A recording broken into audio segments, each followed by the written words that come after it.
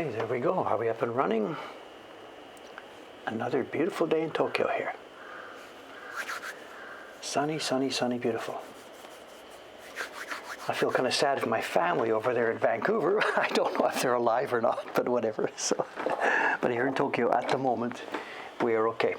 It's beautiful sunny weather. The lamppost is trying to take off. Once the sunshine has moved around, it'll be looking better.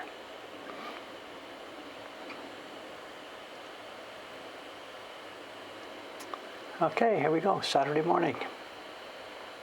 The work, you know what the work will be. We're just continuing with the same project here. There will be an interesting update today. I will be finished the carving in a few minutes of the first set, so it will be time to wash off the sample of the second set and paste those down. We'll be getting a peel here this morning, I think, if we get to it.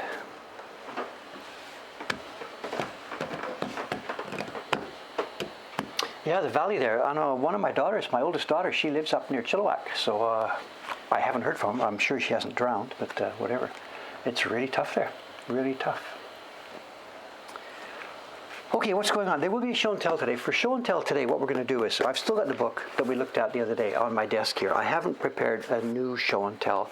It occurred to me that when I was talking about this thing the other day, I looked back at a bit of the video, and I was flipping it around. The light was shining. It was glossy. I didn't even show any of the pictures. So I think what we'll do this morning is we'll just keep the book here, and today there'll be less talk, and we'll show close up. We'll look at a bunch of pages in the book close up carefully, because I just flipped through it a bit too carelessly the other day.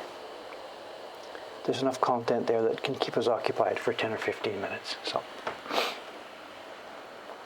there's also funny news from the ninja. I had been out the other day when they came over, so they explained this to Watanabe-san, who was here. When I came back after buying my lunch, Watanabe-san showed it to me, so it's okay. I went over to the ninja place and chatted with her. They are planning promotional stuff. I know they realize that they can't just sit there waiting for customers to come in, so they are planning different promotional activities, among which one is a stamp rally. I don't know if people do this overseas. It's very, very common for shops, and especially anything to do with kids, or a neighborhood association. They set up, rubber stamps here and there, and they give you this master copy with all the empty spots in it, and you have to go around and collect all the stamps. It's a big deal here for train stations. Any kind of geek type people, who go on trains and stuff, they will collect stamps from train stations. I know somebody I know back in 1979 or 1980 on my first trip to Japan, I got every train station I stopped at, I got the stamps. So anyway, so it's funny. So she asked, can we be one of the places that stores the stamps here? And we have a little entranceway, so no problem. So this starts next Monday, and I'm going to set up a little table for her, and she will bring over the stamp and rubber pad and stamp and stuff like this, and it'll be station number 1. And they're nothing to do with Mokuhankan. It's going to be like station number 1 is something to do with ninja goods, a sword, a shuriken, this and that. I don't have any idea what it'll be. But it's really, really funny. We're easy to do this, but it's really funny. They've got this is a printout of how they're going to be doing it. There's the pamphlet they're going to give to people. One side of the pamphlet has the places where you put the stamp in. On the other side of the pamphlet has a map of the Asakusa area with a bunch of little shuriken stars showing the rough locations of where the places are, and then a photograph of each one. And I see here the bag lady. So they have talked to the bag lady, and she's okay with this. She's gonna host one of their stamps. It says so. I guess they've made peace with her. I don't know. I don't know. There's still a big dent in her mailbox. I don't know.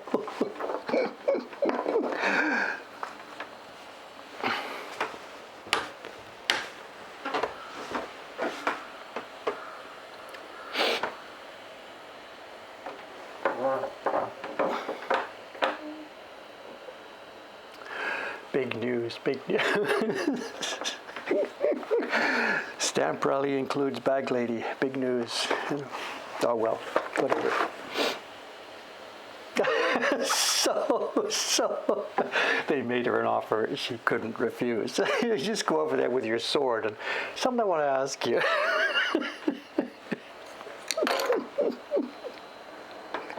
The conversations I'd like to have heard. Okay, as you see, I have been progressing on this. I did a bunch of work on it yesterday. I'm under the gun now for the schedule here. I am under the gun. So I cleared, where were we? I forget where we were. I don't remember. What was the last one? Oh yeah, no, I've been doing the pine needles on the fish, and all the pines are cleared, the waterfall is cleared, and now it's the body of the fish itself. So, and if I don't talk too much, we'll get this finished here this morning. I've lost my glasses here.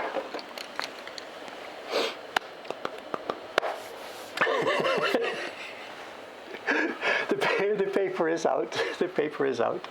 Today, the paper's out. Today it's just Nei-chan. She's doing the Mystique of the Japanese print. She's doing one of those pairs, the one of the Urashima Taro and the one with the two fishes that has the embossing, nice embossing on it. So she's doing those. And that's the only person who's here today. So, okay, let's carve a bit here. You can see I've come around the edge and we've just saved the fish here. So, and there's a bunch of crisscrosses. So.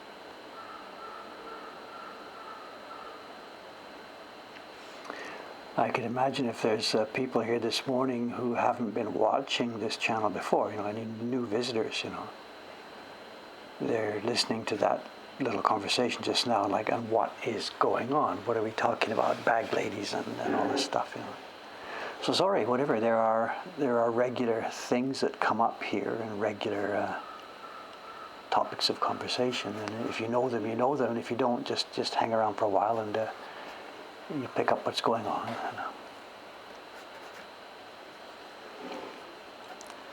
One thing to mention, we threw around the term bag lady. It has a bunch of different meanings, and here we are not using it in any hostile way.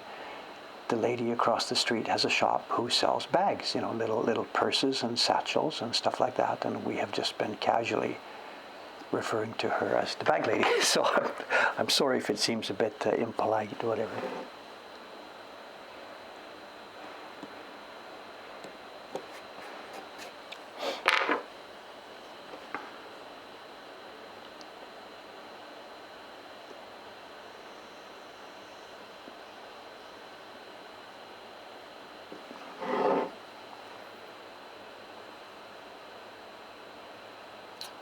It is, though. It's good to see the kids at the ninja shop, not just sitting back. They've obviously realized, if they didn't know before, this might all have been part of their plan. They obviously realize they have to hustle a bit. They can't just open a shop and sit back and expect, thousands of people to pour through the doors. So they are going to have to work at it, and it looks like they're gung-ho to do that. So.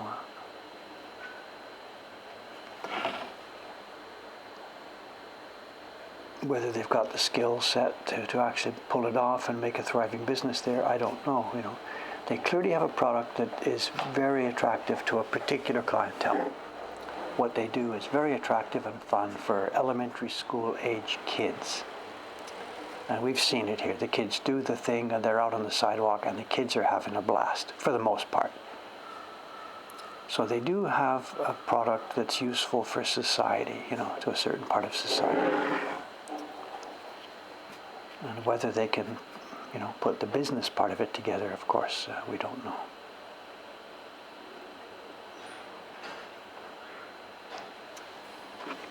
And the big problem for them, in that if their clientele is elementary school children, then they have sort of a real problem in that elementary school children are kept in prison for, most of their active life. They're either in school or at home or sleep or whatever, the actual available time for any given group of elementary school children is pretty small. It's a very small window. And if they're going to be able to make a business model of that, they're going to need some interesting planning,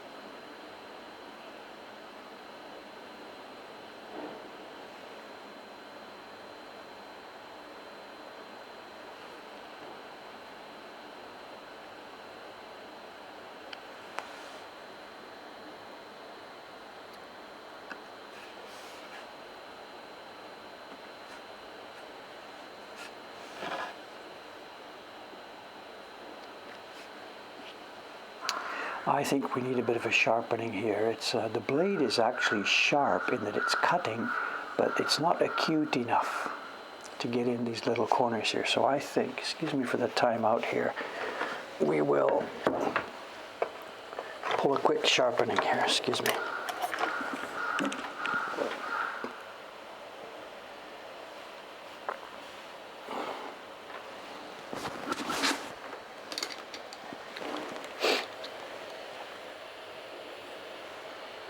Yes, I'm going to do the outside. John's on this. I'm going to do the outside of the boxes with that knife. I've saved this for that. We'll talk about it when I get there. But the inside, there's so much stuff in the way. There's leaves, there's branches, there's all kinds of stuff in the way. I just cut it straight because I can see what I'm doing. But the outside are just going to be straight. So just hang in. We will use the straight edge for the outside.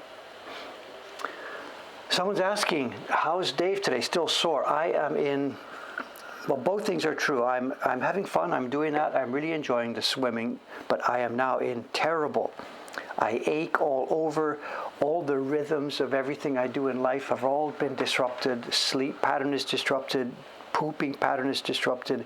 My sore everywhere. It's actually, I'm not having so much fun right now, but I know I've got to get through this, after 1 week. But everything is disrupted. You realize at this age how much of a routine. I'm going to pull the knife out a bit here, just a second. If I try and do too many things at once here, I've got to pull the knife forward a bit. But yeah, I ache all over. I know the third day was the worst. I went Tuesday. It was okay. Look, I can do this. Wednesday, it was, a little bit sore, but I can do this. Thursday was awful. I could not move my arms. I could not get my arms over my head. I couldn't even get out of the pool. I couldn't lift myself up at the poolside on the third day.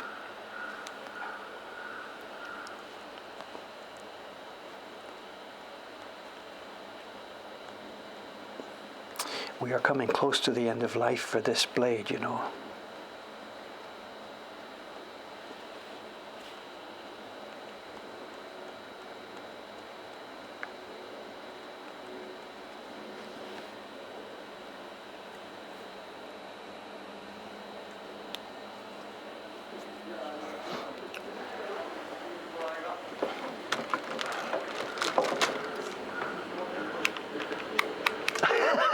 It's my mother here. Did you really say that? Okay, fair enough. Actually, I'm not complaining here. I'm just describing the situation. I'm not complaining at all. I'm very happy to be doing this. I know it's good for me and I'm enjoying it. It's okay. But I'm just describing there have been, in the first week of this, there have been side effects. I expected. No sympathy from your mother, right?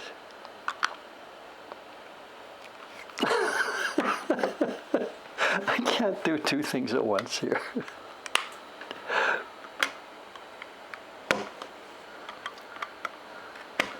The other thing about the sports club, the new place I'm going to, there really is, and now after going to the same thing, I've been 4 days now, Tuesday, Wednesday, Thursday, Friday. I can't go Saturday, Sunday because my morning plan doesn't allow me to go on the weekends. So I've been 4 times, and I've learned that, of course, it's the same people in the same place at the same time of day, very much. There's very much a routine.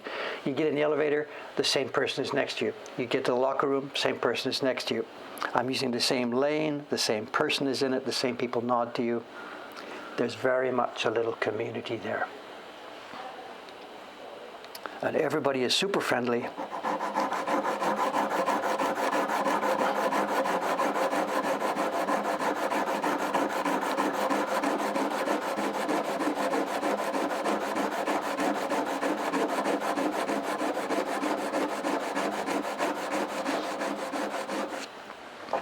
They're all really friendly, and I imagine what they're thinking is that, okay, how long is this guy going to last? Because I think with every kind of sports club like this, there's lots of people that join, of course, and that, how long do they continue? It's a standard thing for sports clubs, I'm sure. So everybody has great intentions, as do I, but we'll see how it goes, So.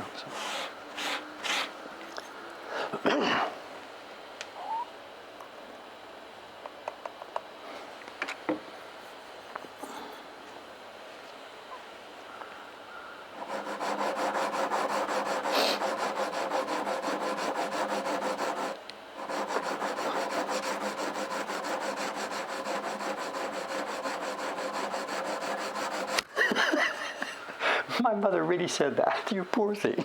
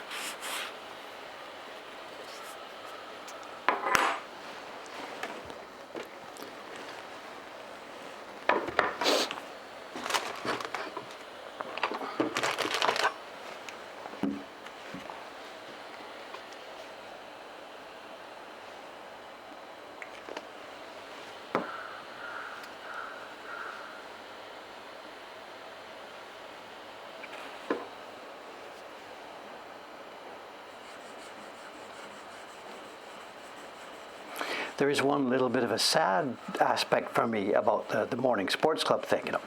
I have the morning pass, which allows 7 until 10. And I've been going just on the dot at 7. I told you before, I wait till the first wave goes up the elevator at 7 o'clock, and then I go in the building at 7:01, because I didn't want to get in the position of taking the wrong locker and stuff like this until I sussed out how it works. So anyway, I'm in the first wave at 7 o'clock. I'm in the water by 7:05. So far I'm doing 20 laps. That's all I can handle as a beginner level. The goal is to work up to what I was doing when I was younger, to do 1 kilometer each morning, which is 40 laps of a 25-meter pool. So far I've stuck to 20 laps halfway. So I'm out of there by 7:25 or so, 7:20. In the shower room, and bang, bang. I've got to be back here in time for the 8 o'clock stream.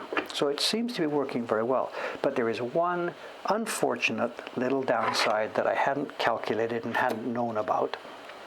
These facilities are wonderful. You come out of it, you head for the showers, wash up, whatever, and there's a beautiful, huge, half the size of my shop here, the size of the center part of my shop here, that's the size of the bath, the ofuro, in the guys' locker room. I have no idea what's in the women's side, but the guys' locker room has this huge, magnificent bath.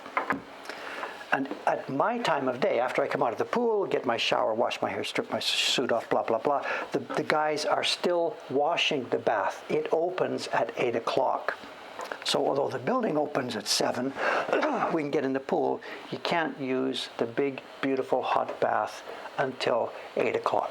And I'm 8 o'clock, you know what I'm doing at 8 o'clock here, so unfortunately I can't get to use the bath on a daily basis. But what I did yesterday, because yesterday was Friday and there was no stream, I hung around. I went at 7 at the normal time and then said, I want to use this bath. So I did. I just hung around chatting with a couple of people that I'd met there and had my first fabulous soak in a long, long, long time.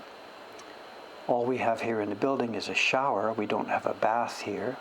And the local public bath, Jakutsuyu, that closed, I don't know, a year ago or so now.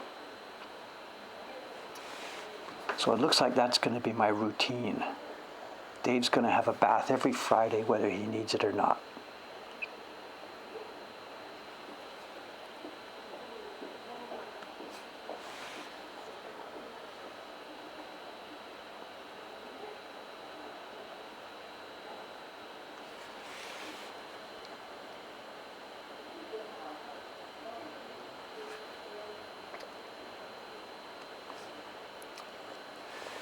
Got to be careful with this, when we're doing the little pine needles and stuff, you can hack around, and nobody on the planet is ever going to see what you've done, I've tried to make good shape on the pine needles, tried to keep the crisscrosses clean and whatever, but, who knows? Nobody's actually ever going to see them. But here on the fish, this is stuff that will catch people's eyes. So if I screw up one of these crisscrosses, or some of these, get them at a funny angle or so, that will be something people will notice,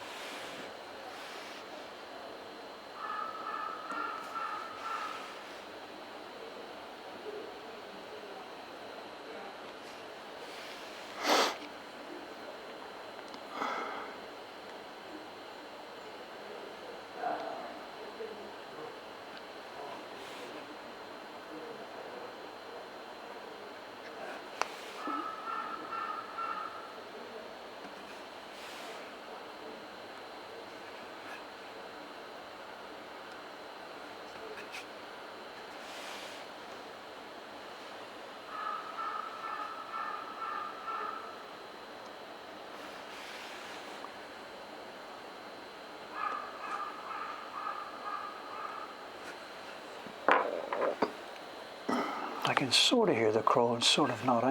My right ear is still plugged up, I haven't been able to get it emptied.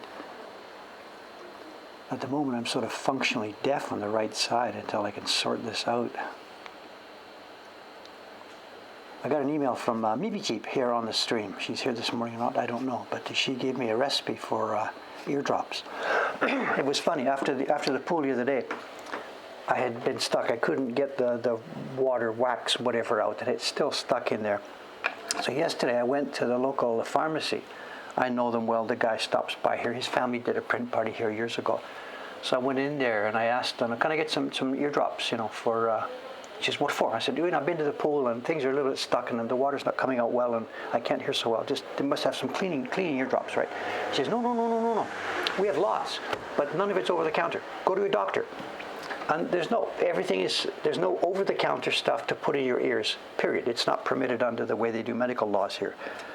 It's all prescription. It's all prescription.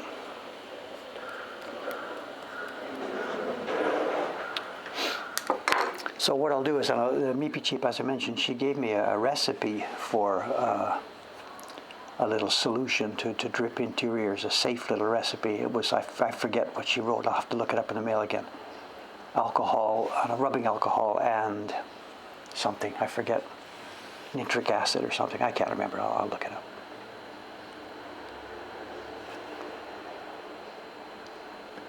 And I do not want to go in there and try poking around. I know that's funny. There's an interesting cultural difference here between a Japanese home practice and at least the home practice that I knew. My parents were born in Britain, so our home culture was sort of British-based stuff. And I was very shocked when I started living with a Japanese girl. We had kids together. So there I was with a Japanese mom. And the way they treat this stuff and the way British people treat this specific point are very different. A Japanese mom will dig into her kids' ears at the slightest notice. And in fact, there's tools for it. You have a little spoon that Japanese moms buy, a little thin spoon. And they put a pillow on their lap. They sit on the floor, put a pillow on their lap. The kid lies on the mom's lap with his ear up, and the mom digs in and cleans it. And this happens like every couple of weeks. Every little boy coming home from elementary school, his mom cleans his ears for him, digging, digging, digging. And that's just a normal part of this culture. And yet for me, growing up, touching your ears was something never done. I think, what's the rule in the British culture? The smallest thing you put into your ear is your elbow. Nothing smaller than your elbow goes in your ear, or something like this. I forget the cultural norm. And yet there we are at the drugstore. Nope, everything is prescription. So I really don't know, a bit of a paradox there.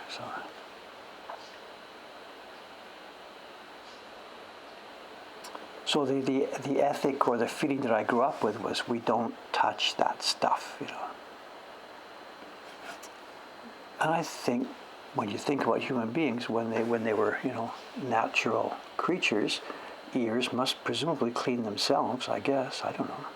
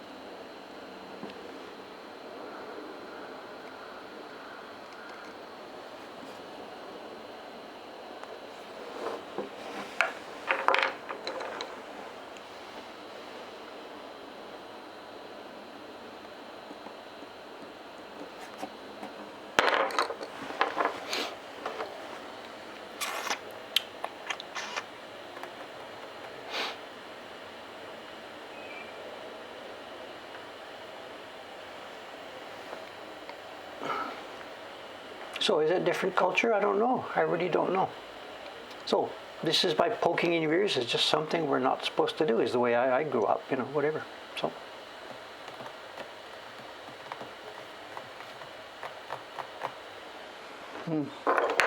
Don't know. Also, I guess there's technology has changed in all the intervening years. I don't know. Maybe there are now safe tools for doing this. I don't know.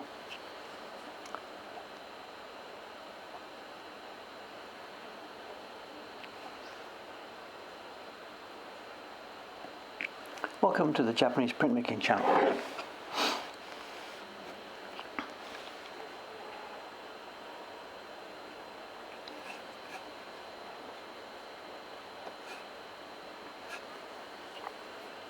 Scaling a fish and cleaning your ears.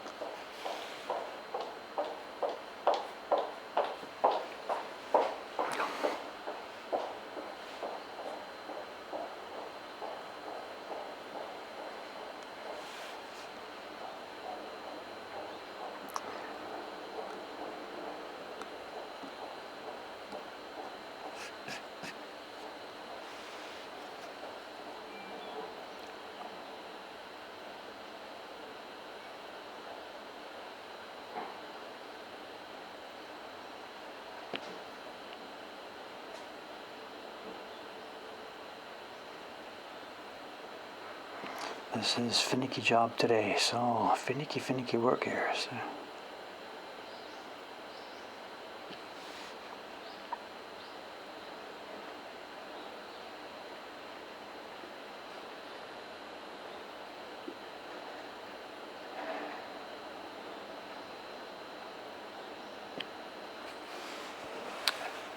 Round and around we go.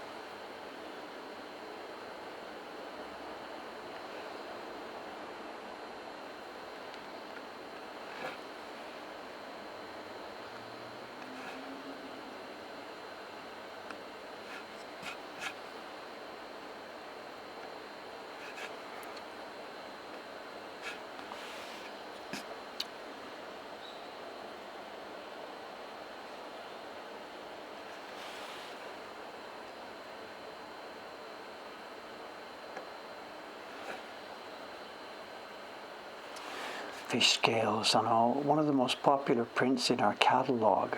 It's number 62 in our catalogue. It's an image of a carp, a koi, like this, designed by Hokusai, or it's a rip-off of a design by Hokusai. And that was one of the first prints that we published in the Mokuhankan catalogue a long time ago. And it's been a very popular print, and it is actually starting to show wear and tear on the key block. All the carvings of the fish scales are starting to blur together a little bit. And when you compare one that we're printing now with maybe one that I made years ago, it does actually show a bit of difference. Now, if I didn't mention it, nobody would really notice, because the fish scales just look like sort of a blurry bunch of fish scales. But it is clearly, we can see ourselves, it is clearly on the way to the end of the road, you know. So at some point we're going to have to cut and run on that one and recut it, or just take it out of print, or recut the block. And it's a bajillion fish scales, hundreds of fish scales, crisscross, all little circles, not the same pattern as this one.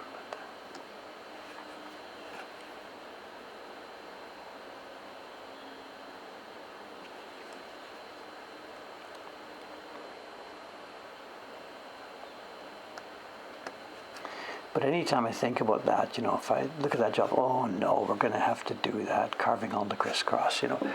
Then I see something like that book we're going to look at today in the show and tell, which has got dot patterns on the walls and all kinds of stuff. And the carvers then that day, you put it in their desk and they carved it. He didn't think, oh my God, look what I got to do today, you know. It was just work.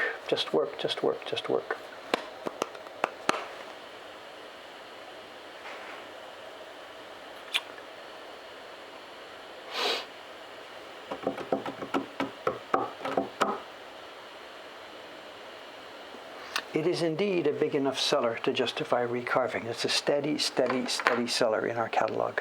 It's a popular design, you know.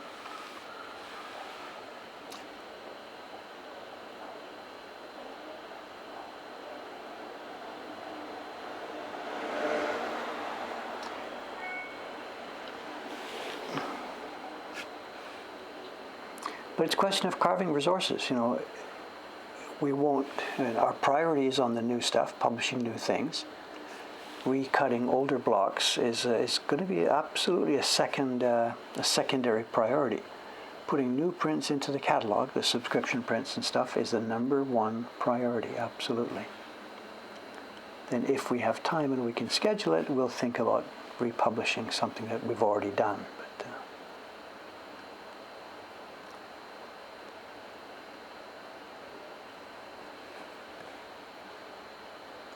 What would come before that in the priority rankings is if one of our subscription prints, the blocks, gets old and needs to be recut.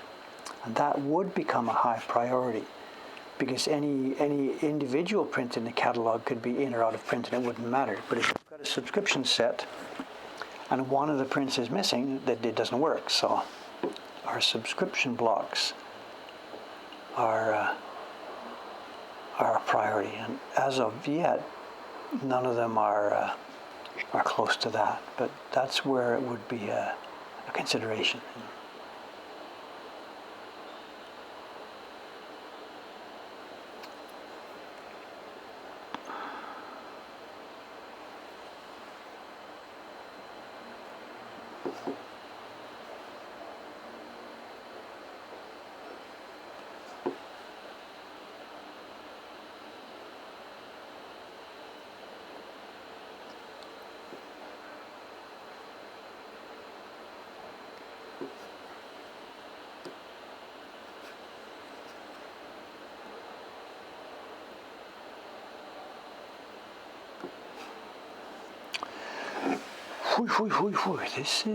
This is tough this morning here.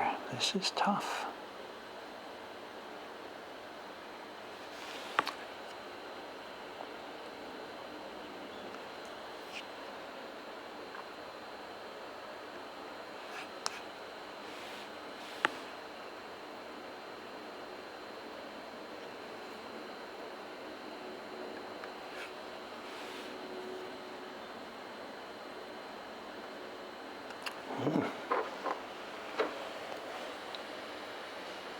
You can see it, I guess, on the screen there, right? Little crisscross, crisscross, crisscross. Yeah, we did recarve the crane, but interestingly enough, the one on the crane, the karazuri block, the block for all the feather patterns, we didn't have to recarve that because it wasn't worn out at all. So the most complicated block stayed as it was, and we carved the new blocks to fit around that. So, would we sell the old worn down blocks? I don't know. I know in the case of the crane, we talked about this before, I planed them down. And we used the same wood again for the second version. So the current version of the crane is on the same pieces of wood as the first one. So in that case, there were no blocks to sell. But with some of our more recent prints, the ones we've been making on plywood and stuff, plywood core blocks, what should we do with those once they're too worn out to use? In one sense, for us, it's just the same as the old workshops. They just, at that point, they just become garbage and something that's in the way, you know. They put them in the stove, replaned them if they were thick enough, and if not, they'd go in the stove. Any workshop in the old days was heated by wood stoves.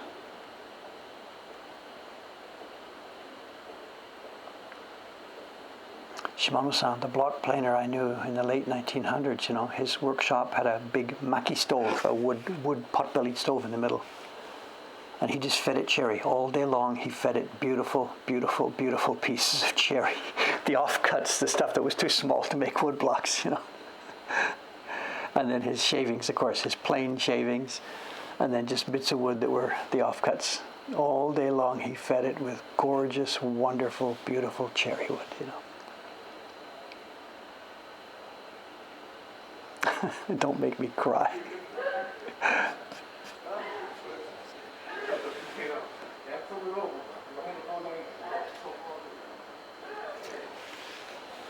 So what will I do with the woodblock for the Hokusai carp? I don't know. We wouldn't want people to be using it to make prints of, so I'm not sure.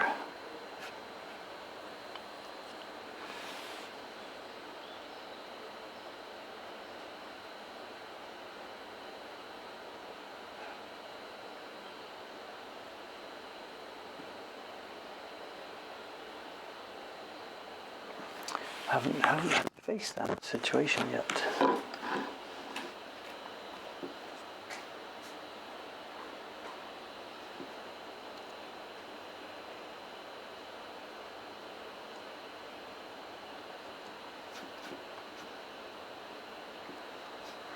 People do ask us now and then, do you sell blocks, or would you carve a block for me and sell it and that kind of stuff? And we obviously are not in that business,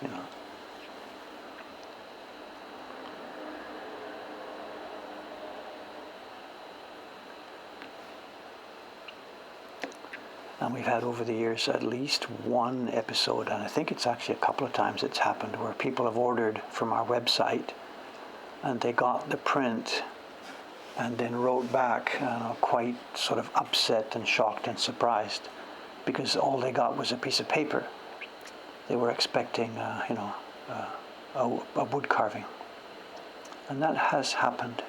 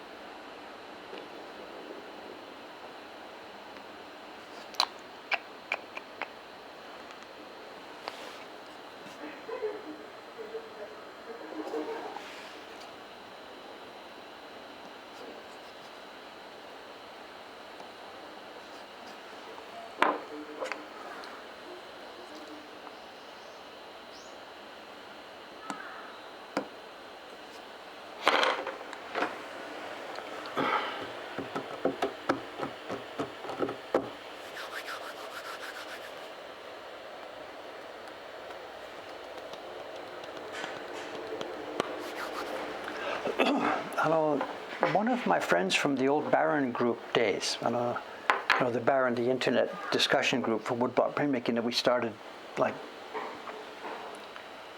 25 years ago, 26 years ago, I can't remember. There was a young lady there who lives in Nevada, Las Vegas, Maria Arango. And her main venue for selling her prints was in art festivals and stuff. She had a trailer and a tent and stuff like this. And she would go around to different art festivals in her area and across America, selling the prints she made. She was making woodblock prints, but using oil-based inks. She wasn't doing Japanese tradition. In Nevada, I guess it's kind of difficult to keep paper moist and blocks moist and stuff like that. Anyway, the point of bringing her up is that what her policy was is that she made her prints in relatively limited editions. She'd make a few dozen of each one, and that's all, before moving on to something else. She felt her market wanted to see those numbers on the prints, and that's fine. That was her choice.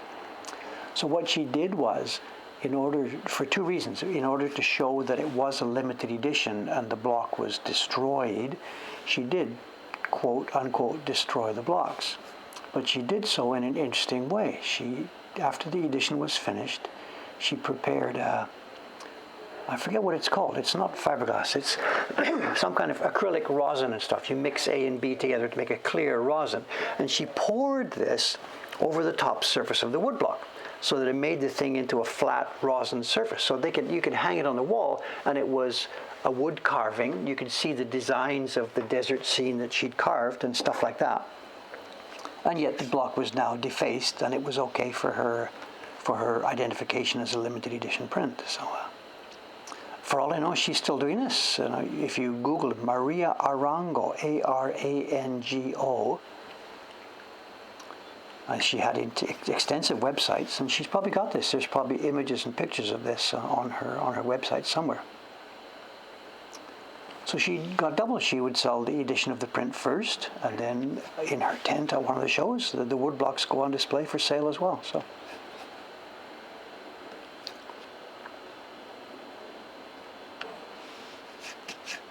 Real gung-ho young lady, super gung-ho young lady. Back when the Baron Group was a going thing, or back when I was part of it, she was a real helper, really, really super helpful.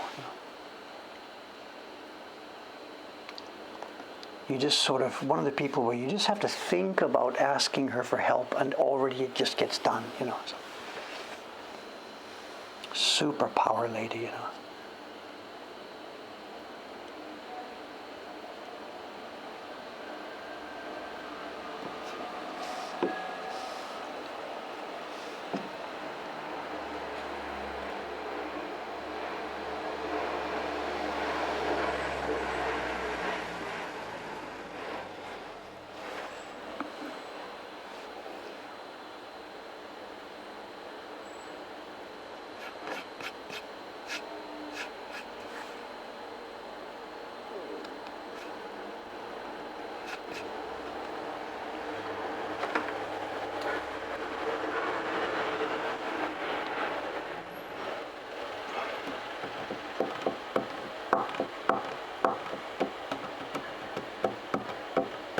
It's funny, someone else, a Chicken Meister, is talking about it would be cool to cut the blocks into cubes or something and distribute the pieces. It's funny you mention that in connection with Maria Arango, because if you explore her website, something else she did do, and maybe is still doing, I have no connection with her these days, she did what was called puzzle prints, and I participated in a couple of these back in the day, in the late 1900s.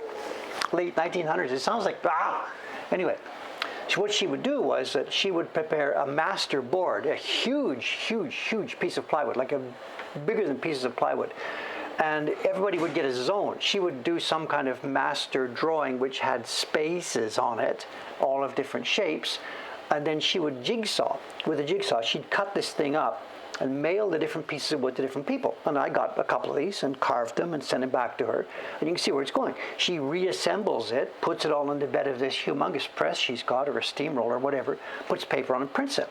So the big giant prints she's got, she called them puzzle prints. She did a bunch of different ones. Were all carved and printed by different people, so. And she's probably still doing this, I think I participated in one, it was the garden or something. It was a huge floral design, and yet she chopped it up, so I got a piece that was actually inside one of the petals, and I carved a butterfly and sent it back in, and she was, I keep saying past tense, whatever, I'm sorry, I don't have any contact with her these days, but she was such a power lady. My God, a doer. There's people that talk, and there's people that do, and she talked and did. So many prints have come into being because of her energy. And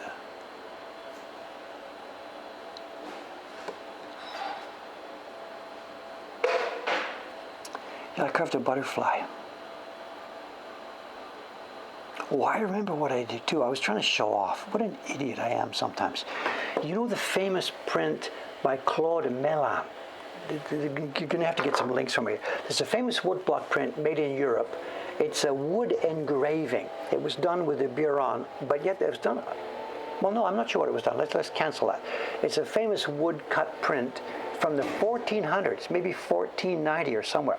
And if you Google Claude Mellan, M-E-L-L-A-N, it's a picture of it was the face of Christ, and it was done with one line. Claude, he did this by sticking his knife in and cutting one line as a spiral, making it thicker, thinner, waving, and at the end of the day, you had this portrait face. And it's an astonishing woodblock print. One of the most astonishing things that has ever been created by the hand of man.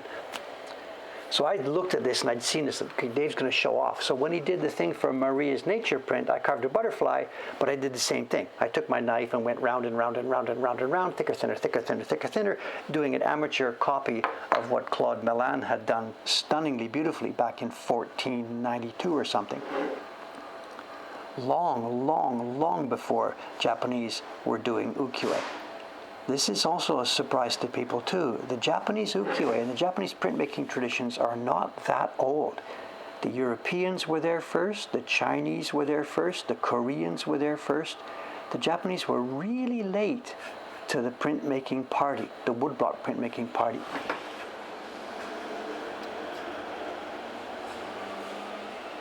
The sort of sarcastic answer is they waited until everybody else had got the kinks worked out, then they came in and did it magnificently. I don't know. But yeah, something like that Claude Mellan print, that was done when Japan was in the middle of civil war. There was no stable civil society. There was no stuff being published.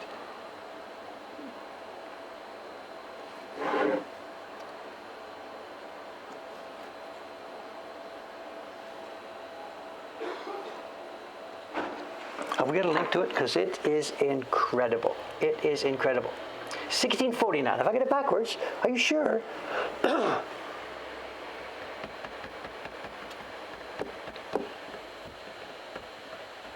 Okay, I thought it was 1460. Okay, well, give me a break. I had the numbers backwards. In 1460s, Japan still hadn't settled down yet. In 1649, it had done. Okay, sorry. You don't come here for the history lessons. But I was sure it was 1400s. Okay, no problem.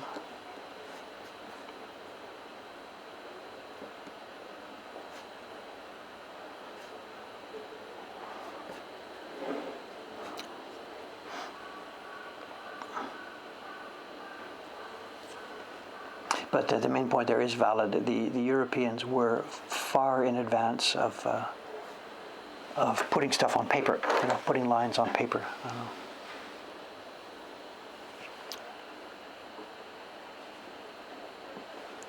When the Japanese did get to it, in the late 1600s, and then with the introduction in Japan here of color printing in the early 1700s, that's when they put everybody else in the world to shame.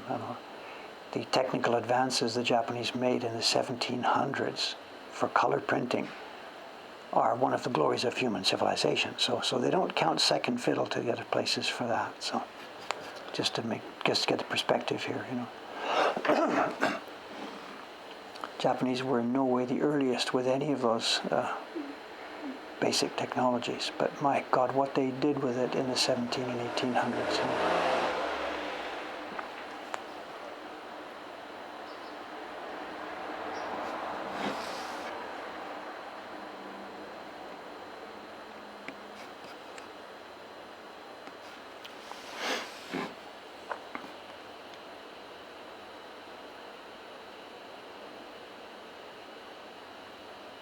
So I sent in my little spiral butterfly, and I think Maria was very polite about it, but I think actually I caused her quite a bit of trouble. Because most people she was sending it to, her puzzle print pieces to, were, they were people who were amateur printmakers. And Dave here, because he was a pro, he felt he had to, work at his level, blah, blah, blah. And I think it caused her trouble because my piece was carved, so delicately. And finally, she perhaps had quite a bit of trouble printing it together with the other things. I hadn't really thought it through. So she's got all these pieces back together, laid out on the press bed, and they're all carved and cut at a certain level of refinement. And Dave's piece is microscopic, and it probably cost her any number of headaches. I don't know.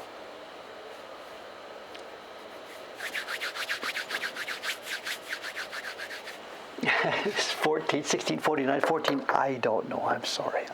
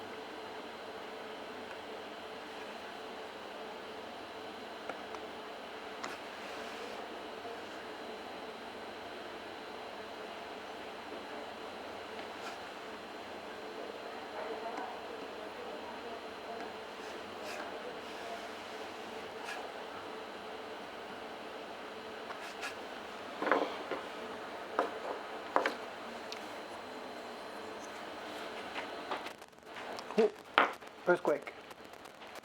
Earthquake. Hang on a sec, let me check. Still shaking here. Ooh, shaking a bit more.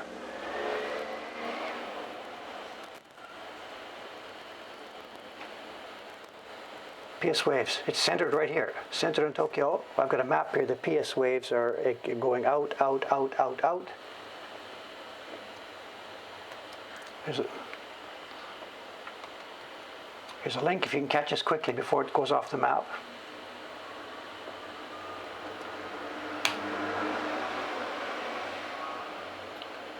Still slightly shaking. My seat, I can feel it.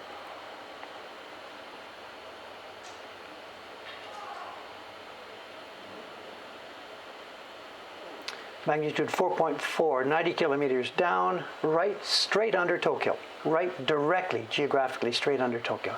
It's gone now.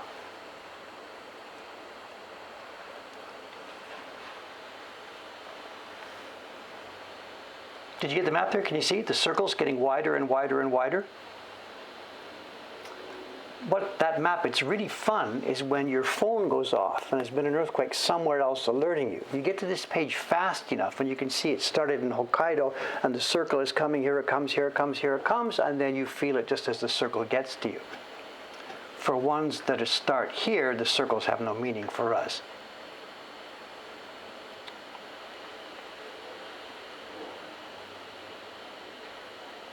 It's totally finished now, nothing, settled down now. But you saw, I mean, this is the stuff we get all the time. Andy still got it there, still going on. I must have got it first, I think, and then a couple of seconds later. It didn't go off. It wasn't strong enough to trigger the, the phone alerts.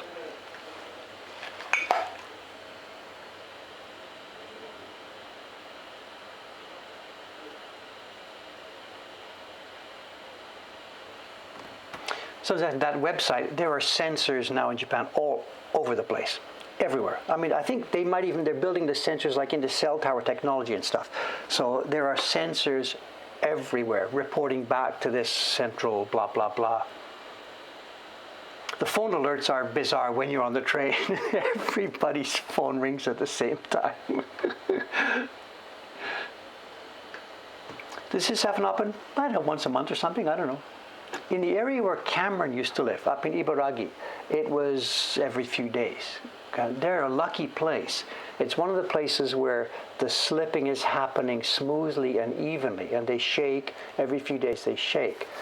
And this is not a bad thing. What it means is the stress is being released bit by bit by bit.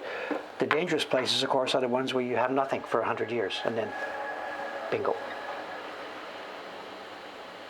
Did it shake the water? I'm sorry. No, it's not water now. There's no water. I put tissue in there to try and suck it. It's now obviously it's wax and stuff built up now. So people on the street will not have noticed this. This is interesting. I've heard it, the creaking in the building, and I felt it in my bum.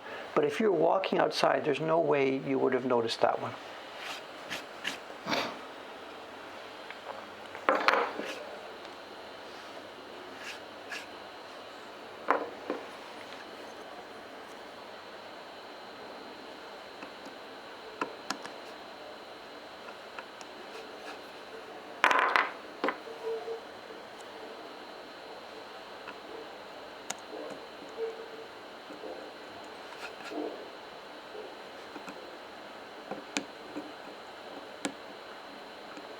That web page I showed you, that was the interactive instant reaction. And now that we're 2 or 3 minutes later, there's another web page which will have the, here we are, here's the data. Okay, this now is a page that comes active 2 or 3 minutes after each earthquake.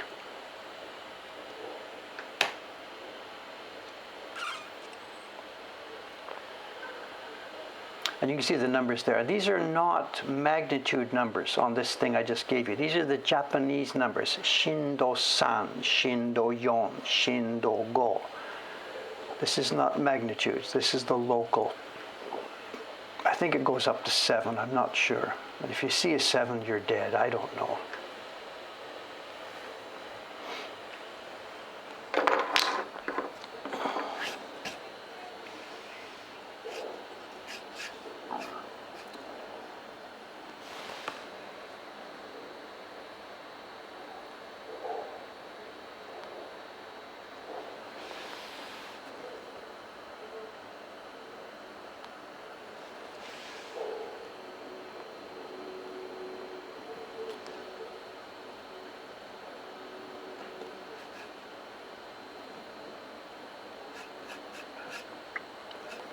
That web page I sent just now, the P waves and S waves, we should have that as a bot command, I think, so that we can get access to it. If you see me shaking and disappear under the table or something, you could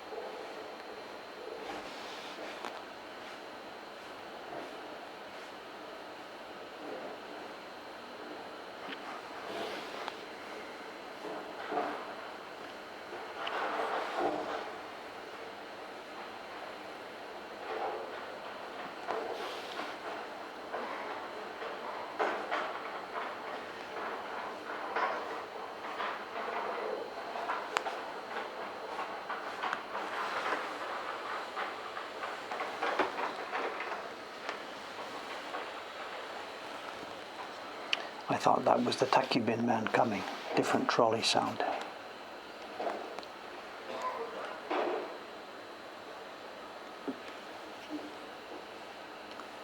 The tacky bin guy should be here any time now in the next few minutes or in the next half hour, not sure to say. He's bringing a package. I got a delivery notice yesterday from Apple.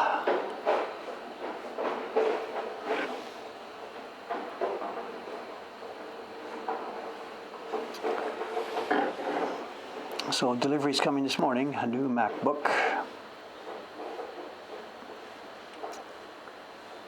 And very, very, very mixed feelings.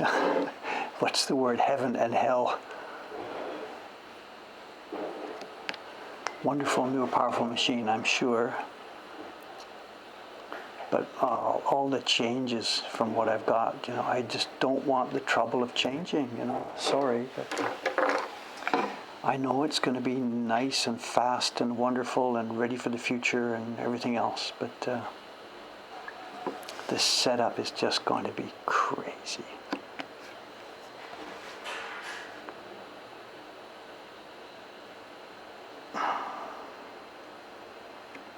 It's been 6 years since I've changed computers, so I've got 6 years of habits and automations and stuff set up the way I want it.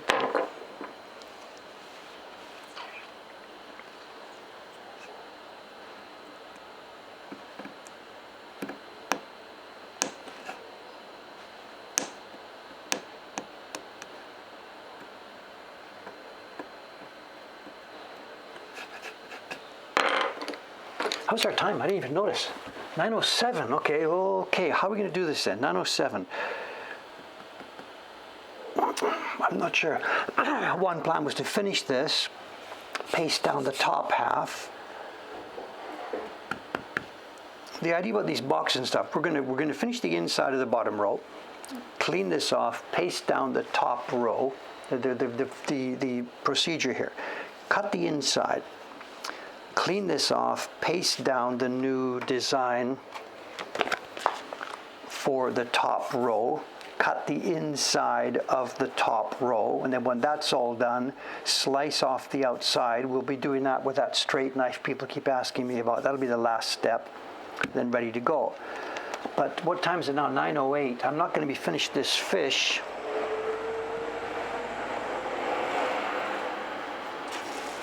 I don't know. But today's Saturday. I can't wait until Monday before I paste down this top part, but I can't paste it down till we're finished this. Whatever. I'll work it out.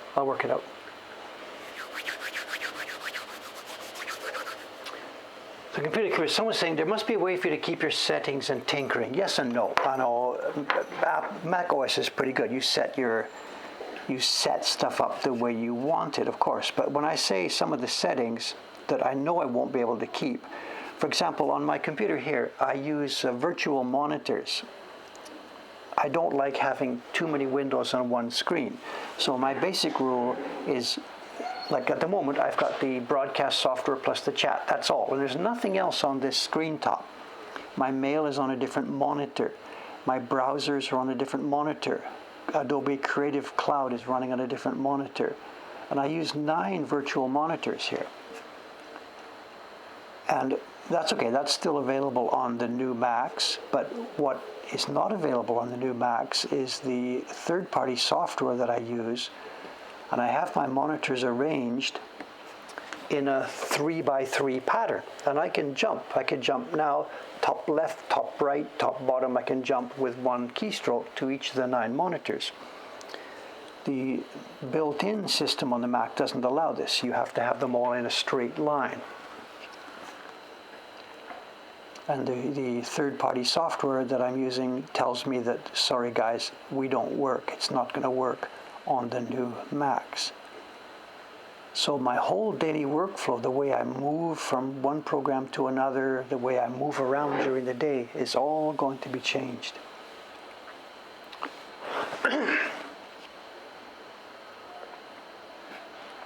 I use a program called Total Spaces.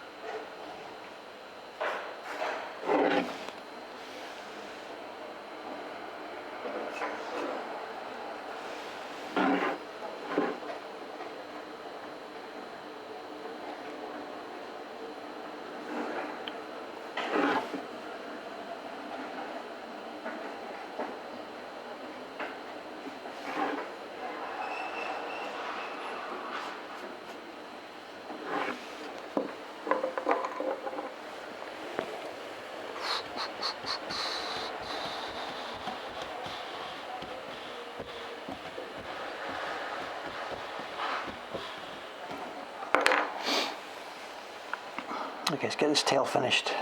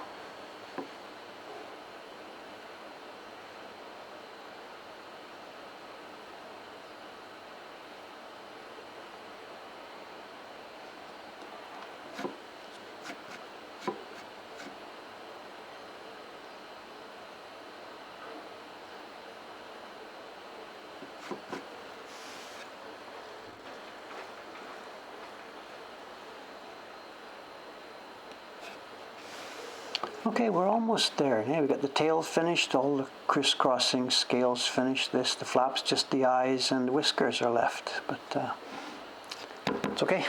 Okay, I'll be doing that then off stream because I cannot wait till Monday to continue this block. Absolutely. So, show and tell. I know, show and tell.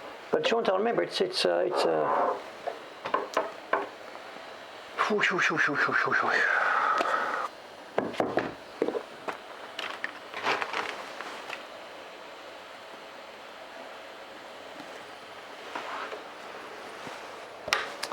Okay, as I said earlier at the opening of the stream today, the show and tell today, we're going to just pick up where we left off.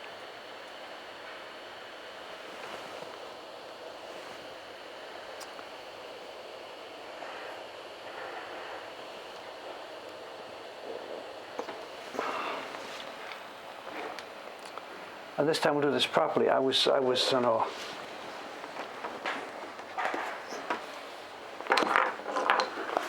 Yeah, okay, if I'll do that, I'll film this, Again, I don't want to rush through this right now. If I try and rush this now, I'll just spoil it. So here's what's happening. I got to finish the face here. Then, as I said, wash this off, paste, peel, get carving. I will film that so we can see it together on Monday. But, even if I did it now, there really isn't enough time now to do it properly. So just hold on. I will let you see it. Absolutely. Absolutely. No, me too. It's fun for me too, so whatever.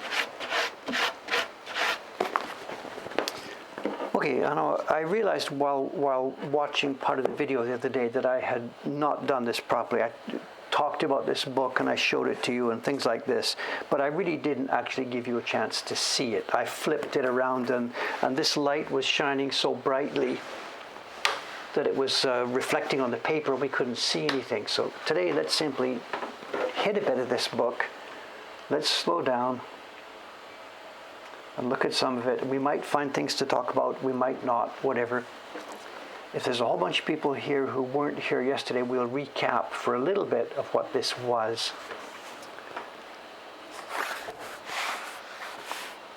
And also, I have to semi-apologize for the story, because I got two stories mixed up the other day. And I realized this when I saw this label. This says Book Braza, Genki-do Shoten. And this is not the little bookstore that I was talking about when I talked about buying the book the other day. There's a different book I've got upstairs, which is the same concept, ink printed on a printing press, done from carved blocks. And I conflated the two books. I'm sorry. It doesn't matter. It's the same thing. Okay, let's go through. Toshikata Mizuno is, I believe, the artist. These are illustrations from 1890 to 1910, somewhere around there. They are hand-engraved, hand-cut wood blocks that were printed in a printing press together with text. And they seem to come in groups. Let's just flip through, because I noticed last night there was a couple of things that really might be interesting to talk about. Let's just flip through and see what comes up. They are all illustrations from a story. And actually, I didn't think of this the other day, but this is caption contest material. It is an illustration from a story that happened, so there is a real event happening. I don't know what it is, but my God, some of these make good caption contest. Something I noticed, a question that was in the stream after we were doing this the other day. We had talked about the blocks being split, top and bottom. And I think somebody asked, can I see differences in the carving top to bottom? As in, Mr. A or Mr. B. And can I recognize the different hands? And no, I cannot. As you see, when we go through this morning, we will see places where the lines don't match up. And Mr. A and Mr. B carved some specific line too thick or too thin. But can I recognize people? Absolutely not. Would it be possible if we studied it closely enough? I don't know.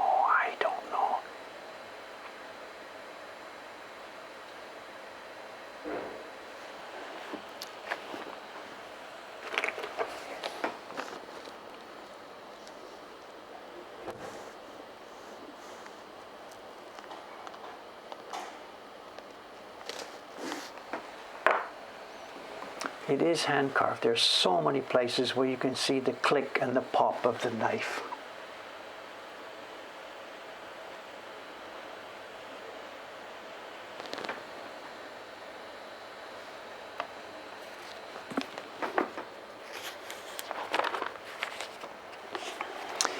This is also something. Okay, there's a million things to talk about here. Step one, look at this. The content. This is Japanese magazine, these are popular magazines, not the blood and guts stuff that we saw in the swordplay eras, but they were popular magazines with true crime stories and stuff like that. And there's always stuff going on. There's always things going on. And somebody's asking, what's the deal? Here's the delivery. There it is. There's my new Mac. どうもありがとうございます。はい。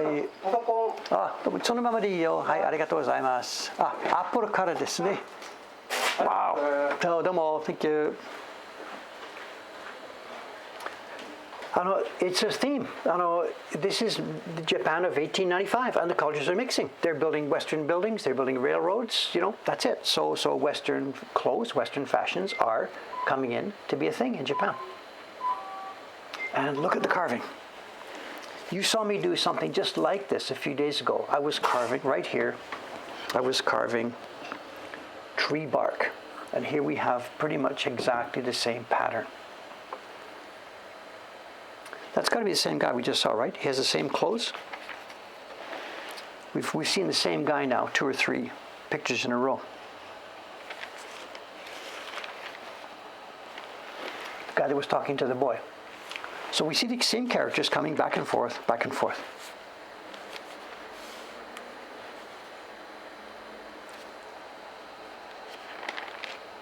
You tell me, what's the story? It's the same moon. They're outside. There's a tree grove. The top hat man. Is this a drug deal? You tell me what's going on. I don't know.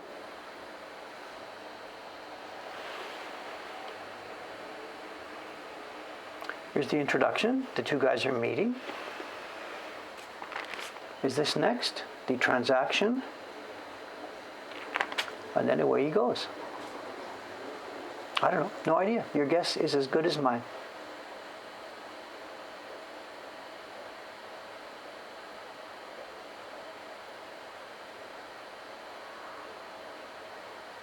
There's your wood grain, eh? This is all wood grain. You can see the hard rings, the plank ring. This is the split where the two blocks were joined together. This is extremely rough scratch carving. This would have been done just in minutes. The guy would just race through this. We're looking at a team who have to get these prints ready for probably a weekly publication. So there's our three pictures. We now move on to, is this our hero, the guy we met the other day? Is that his medical chart? I don't know.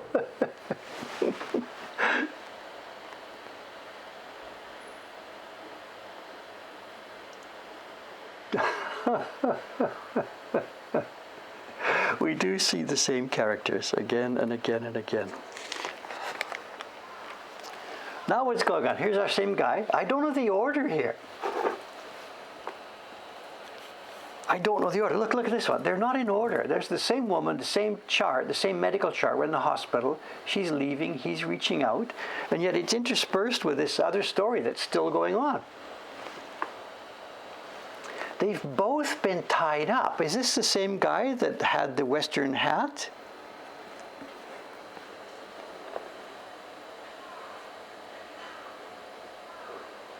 Now they've both been tied up somewhere. I have no idea. No idea what's going on. Here we are back in the hospital. I don't know if the guy who made this book has got him out of order, or this is the way the serial was, it's like you keep flashing back and you're watching two stories go on at the same time. Or maybe this is story A in the magazine and this is story B in the magazine and they are not connected. I'm sorry, I just really do not know. It could be discovered, someone with enough time to go to the library and sort this out. I just don't know. All I know is that these are the prints.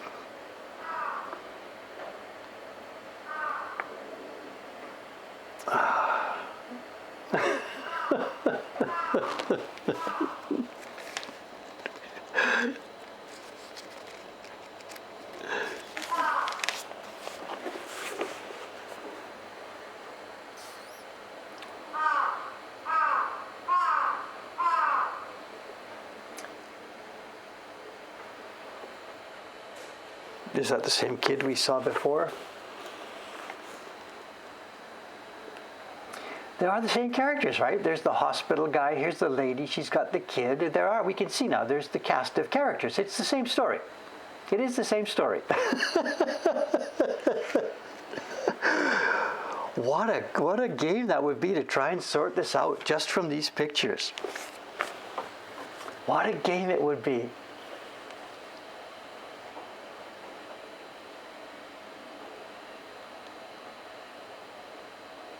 Who's the daddy? I don't know.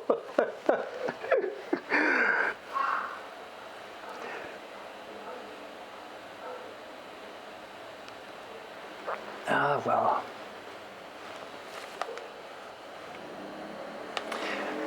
And the difference between these and the real Coutier, the real Coutier were done so carefully and magnificently, every square centimeter. Look what's happened here. These things are really, really quickly produced. They're made as fast as possible. So the artist has sketched this out. There's a building in the background. It's got to look like brickwork, blah, blah, blah. He's done some dots, and then he got tired of doing dots. He's just like scribble, scribble, scribble, scribble, scribble. It would have taken the designer seconds, literally seconds to do this. He started out by doing dots and then got tired of it and ended up scribbling. And the carver's just doing, yeah, that's what you want, guy. That's what we'll carve. And the carver doesn't mind. For the carver, the scribbles are more fun and they're easier to carve than the dots. You've seen me doing both. To do each dot, you got to go round, round, round, round, round, clear out the waste. For the scribbles, it's line by line.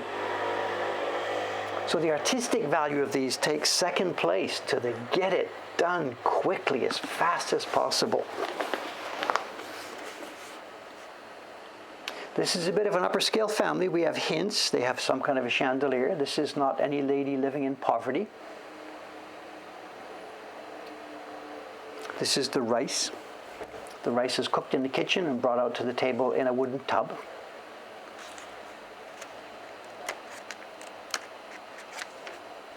And the lady of the house never eats while the guests are eating. So I'm curious, this looks like it's not her child. If this was her child, the two of them would be eating together. But she is serving this guest.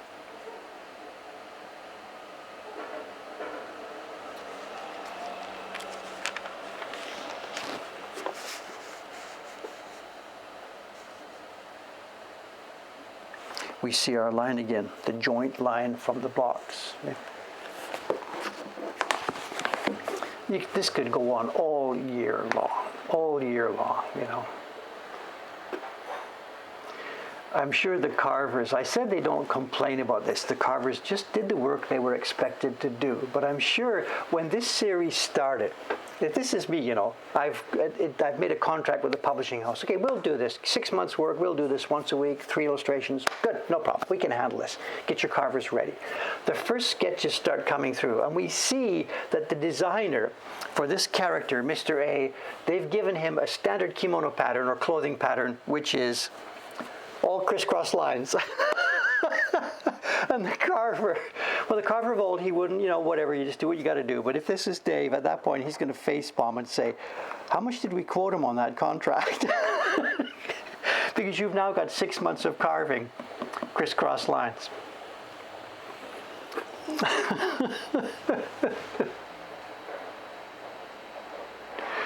They were pros. They didn't care. They just blew it out as fast as possible. And it's done so gloriously well.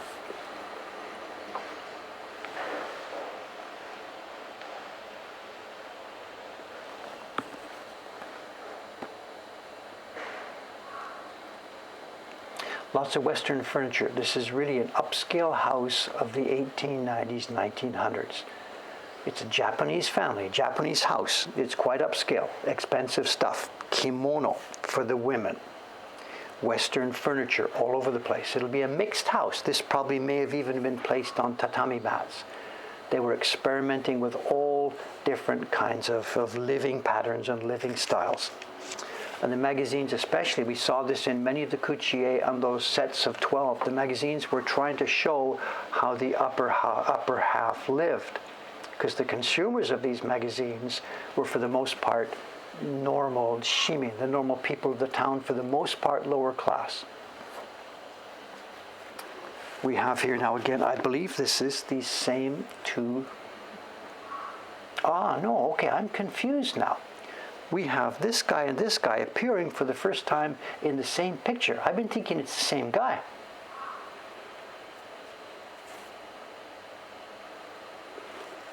Right? I've been thinking they're the same guy. They're not. Is this a mixed identity story with twins? Or is it just simply that the drawings are sort of similar? Is that purported to be the same guy?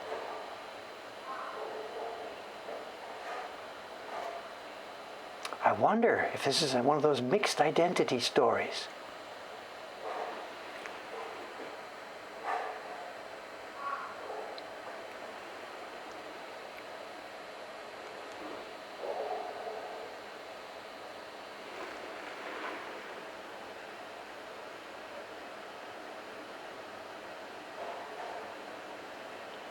Caption contest indeed.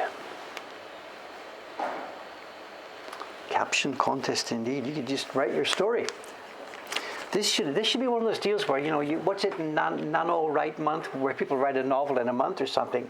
You should feed your author the pictures one by one by one. And the guy has to make up the story. The person writing the story has to make up the story one by one. He's imported this, then you feed him the next picture, and he's got to write the next chapter. So... National Novel Writing, yeah, whatever, one of those deals, you know.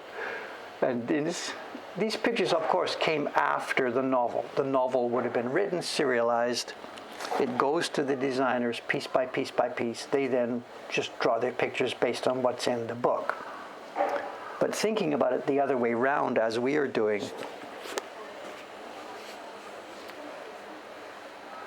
classic Couchier picture right there.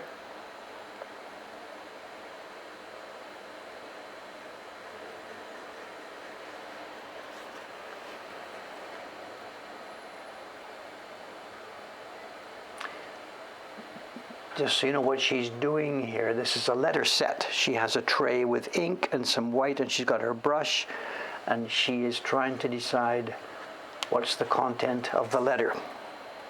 Dear John, not this John, Dear John as in generic John, Dear John.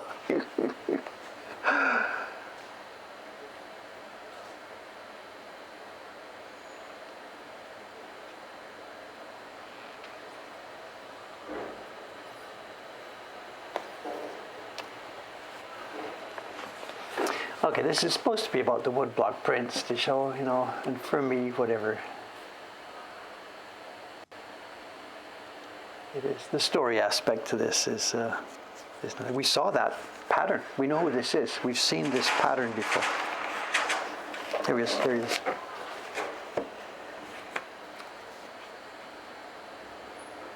She's come to consult.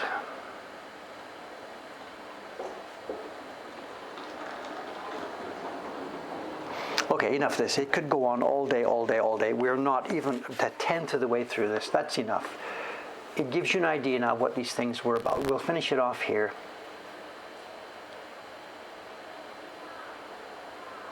I don't know what's going on.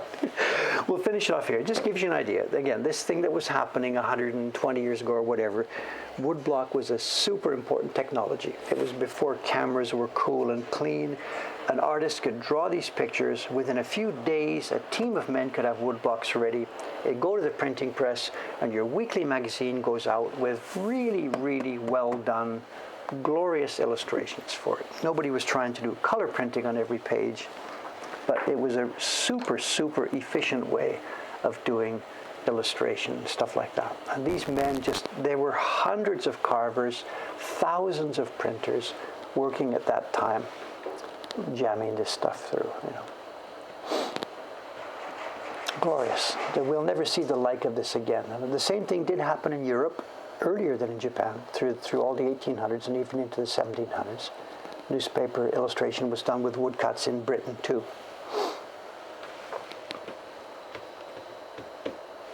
Okay, there we are. There we go. Okay, it's 9:30 now. I'm off for a couple of days. I'll be back here Monday morning. It'll be another pool stream. I'll be coming here from the pool, so I'll have my hair wet. And I should ask, let me ask one little bit of a favor.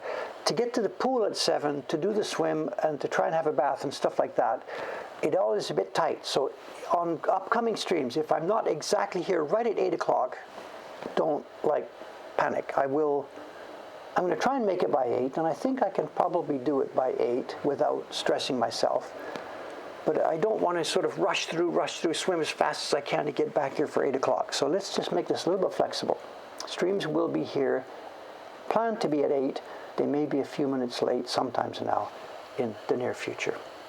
So we'll see. It's okay. I think I can do this, and once I get used to this, it should be okay. Let's go on. I know somebody asked about the plushies. They do. In their attempt to try and catch the attention of kids walking down the street, they have put a couple of plushies out. There's a fake shark there, and there's a couple of fake Shiba Inu, Mame Shiba, blah, blah, blah. They've got some fake plushies outside. You can also see the blue board at the right-hand side. That's a piece of thick styrofoam, and there's a black dot in the middle of it, which is a shuriken. And during the day, any number of times, they stand outside and throw their throwing stars to try and catch the attention of people.